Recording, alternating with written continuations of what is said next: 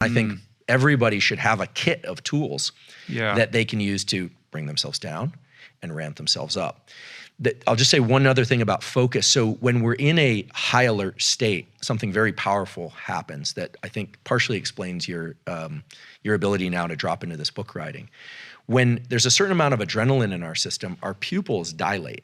Remember, the eyes are not connected to the brain. Our eyes are actually two pieces of central nervous system. They are two pieces of brain outside the skull that were designed to control our overall arousal state.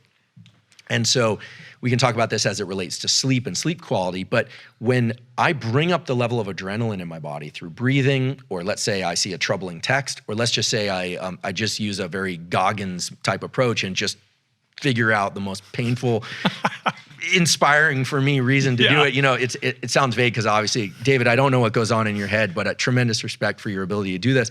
But he just ratchets himself out of that ditch and puts himself in motion.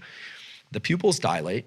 And when that happens, our visual system actually enters something that's a little bit more like portrait mode on our phone.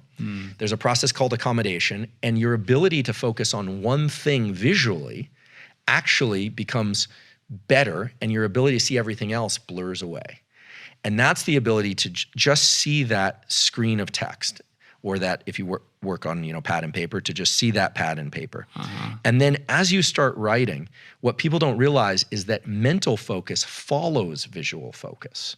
Now, in blind people, it's slightly different. It follows auditory focus. But in most people, your visual focus, as you bring that into really sharp relief, that image of your book, and you stare at it, you're gonna feel some agitation and your mind's gonna be jumping all over the place. But if you wait just a couple minutes, the rest of the world will disappear. I think this is sort of like the flow state people are looking for.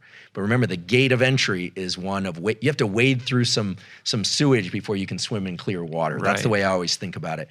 But the visual focus is what brings the rest of the brain into cognitive focus. And when you're able to start capturing these peripheral circuits, meaning the body, the diaphragm, the visual system, then you start getting past this whole idea of mindsets, and it really becomes about the body setting the mind. And this is where I think when you say action leads the rest, right? What you're saying is grounded in real neurobiological